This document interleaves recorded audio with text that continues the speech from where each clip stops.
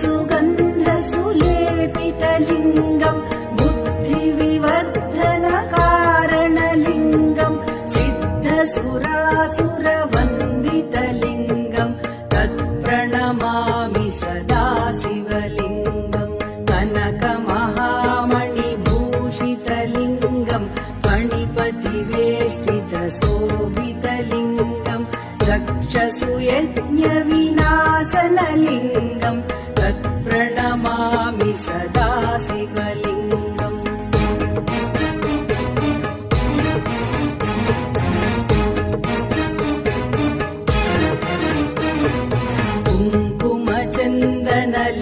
कुङ्कुमचन्दनलेपितलिङ्गम् पङ्कजः